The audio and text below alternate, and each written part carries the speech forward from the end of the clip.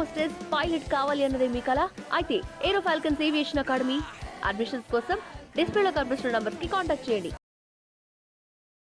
Hi hello welcome to our channel. This is Pragnya. ఈరోజు మనతో senior నిర్మాత అయిన నటికుమార్ గారు ఉన్నారు. ఆయన అడిగి చాలా విషయాలు ఉన్నాయి తెలుసుకుందాం. నమస్తే సార్. నమస్తే అమ్మా. సార్, అయితే పెద్ది మూవీలో నుంచి ఒక సాంగ్ అనేది రిలీజ్ అయింది. రిలీజ్ అయిన కొన్ని ఫ్యూ మినిట్స్కే కొన్ని మిలియన్ వ్యూస్ వెళ్ళింది. అంటే పుష్ప రికార్డ్ను కూడా బ్రేక్ చేసింది. అంత వెళ్ళింది అనమాట. అయితే ఏఆర్ రెహమాన్ గారు మ్యూజిక్ డైరెక్టర్ కాబట్టి అఫ్కోర్స్ చాలా బాగా కంపోజ్ చేస్తారు. కానీ ఈ పాటకు కూడా ట్రోల్స్ అనేవి వస్తున్నాయి. అంటే ప్రీవియస్గా ఐ సినిమాలోని పరేషాన్ అనే సాంగ్ని డూప్ లాగుంది ఈ సాంగ్ కొంచెం అని చెప్పి చాలామంది ట్రోల్స్ చేస్తున్నారు, మీమ్స్ చేస్తున్నారు. దీని గురించి ఏం మాట్లాడతారు? పనిపాటు లేని వాళ్ళు ట్రోల్స్ చేస్తారు, పని ఉన్న వాళ్ళు ట్రోల్స్ చేయరు. నెంబర్ 1, మంచి తీసుకోండి, చెడు తీసుకోవద్దు. సాంగ్ బాగుంటే ఇన్ని మిలియన్స్ వెళ్తుంది, సాంగ్ బాగలేకపోతే మిలియన్స్ వెళ్తుంది. నెంబర్ 1. నెంబర్ 2, రామ్ చరణ్ గారు అనే ఒక global star and power star, Konidela family నుంచి వచ్చిన ఒక హీరో. గతంలో రంగస్థలం చూడండి, రంగస్థల రికార్డుని మళ్ళీ ఆయనే బద్దలు కొడతాడు. ఆయన రికార్డ్స్ ఆయనే బద్దలు కొడతాడు. పెద్ది అనే సినిమాతో బుచ్చుబాబు వెయిటింగు, ఆ సినిమా ఆయనకి యాప్ట్ అవుతుందని, సబ్జెక్ట్ కష్టపడి చేస్తుంది ఆయనకి యాప్ట్ అవుతుందని బుచ్చుబాబు కసితో చేస్తున్నాడు. కసితో హీరోకి మళ్ళా రంగస్థలం అంతగానే పెద్ద హిట్ ఇవ్వాలి అనేది ఆటోమేటిక్గా ప్రూవ్ అయిపోయింది. Is the first movie, is the biggest millions. కనుక మీకు రంగస్థలం తర్వాత అంత పెద్ద హిట్ వస్తుంది అనేది ప్రూవ్. రామ్ చరణ్ గారు ఒకటి, ఎప్పుడు కూడా చిరంజీవి గారి అబ్బాయిగా ఒక సినిమాకి వచ్చాడు. కొనిదెల ఫ్యామిలీ కొడుకే, కానీ ఎప్పుడు కూడా ఇండివిజువల్గా ఎదగాలి, ఆయన ఇండివిజువాలిటీ నిలబెట్టుకోవాలి అని ఎప్పుడు కూడా ప్రయత్నం చేస్తూనే ఉంటాడు. ఆయన ప్రయత్నం చేసిన ప్రతి సినిమాకి ఒక ప్రయత్నం చేస్తాడు. ఆ ప్రయత్నంలో సక్సెస్ అవ్వచ్చు, ఫెయిల్యూర్ అవ్వచ్చు. సక్సెసా ఫెయిల్యూరా కాదు, ప్రయత్నం చేస్తున్నాడా లేదా. మీకు గేమ్ చేంజర్ అనే సినిమా ఫ్లాప్ అంటున్నారు, నాకు తెలిసి ఫ్లాప్ కాదు అది. అప్పన్న క్యారెక్టర్, రాజకీయ నాయకుడిగా ఆయన చేసిన క్యారెక్టర్ అద్భుతం. నా భూతం నా భవిష్యత్తు. అంతకుముందు మీరు రంగస్థలంలో చేసిన క్యారెక్టర్ ఊహకు కూడా అందలేదు ఎవరికి. పవన్ కళ్యాణ్ గారు అన్నారు, ఒక మాట అన్నారు, అసలు రామ్ చరణ్ ఈ విధంగా ఇలా క్యారెక్టర్ చేశాడా, అసలు అబ్బో ఏంటి అని. అంటే అందరూ ఆశ్చర్యపోయే విధంగా చేశారు. నేను నిజంగా ఆ సినిమా నుంచే నేను రామ్ చరణ్ ఫ్యాన్ అయ్యా. నేను రామ్ చరణ్ ఫ్యాన్ అయ్యింది ఆ సినిమా నుంచే.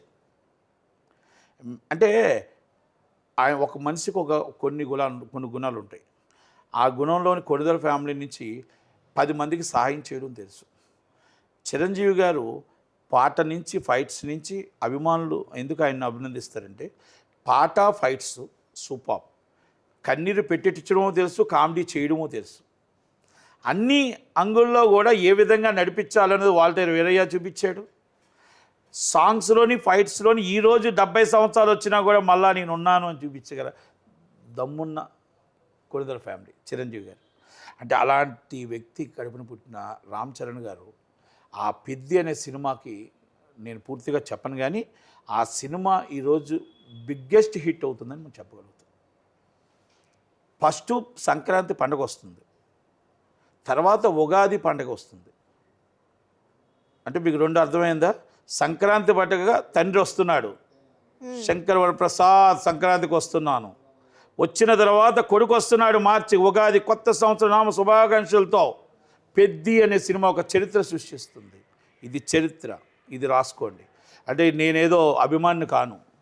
నేను ఆ సినిమాని చూసి నేను ఒక డిస్ట్రిబ్యూటర్గా, ఒక ఎగ్జిబ్యూటర్గా, ఒక నిర్మాతగా, ఒక ఆలోచనతో ఆయన చేసిన కష్టానికి ఆయనే రికార్డులు తీసుకుంటాడని చెప్పాను. అది తెలిసింది. కొనిదెల ఫ్యామిలీకి ఇంకొక రికార్డులు అవసరం, వాళ్ళ రికార్డులు వాళ్ళే బదులు కొట్టుకుంటుంటారు. అది చిరంజీవి గారు అవ్వచ్చు, పవన్ కళ్యాణ్ గారు అవ్వచ్చు, రామ్ చరణ్ గారు అవ్వచ్చు. కష్టపడి ప్రతి దానికి డిఫరెంట్గా చేయని దాంట్లో ఆలోచనలో రామ్ చరణ్ గారు ఉన్నారు. అఫ్కోర్స్ మళ్ళా అల్లు అర్జున్ గారు కూడా ఇండివిజువల్గా ఎదగాలి. ఏ విధంగా ఎదగాలి? ఆయన గ్లోబల్ స్టార్, నేషనల్ ఆస్కార్కి వెళ్ళాడు, ఆయన నేషనల్ స్టార్ అయ్యాడు అల్లు అర్జున్. అంటే ఆ ఫ్యామిలీలో ఎలా ఇండివిజువల్గా ఎదిగి ఎలా బిజినెస్ చేయాలి, అంటే ఎలా మనం ప్రజల్ని మనం ఒప్పించాలి, ఎలా అభిమానులు మనం ఒప్పించాలి అన్న ఆలోచనలు వాళ్ళకు ఉంటాయి తప్ప 10 మందికి దానం చేయడం తెలుసు, 10 మందికి వైద్యం అందించడం తెలుసు, ఆపదంటే ఆదుకోవడం తెలుసు కొనిదెల ఫ్యామిలీకి.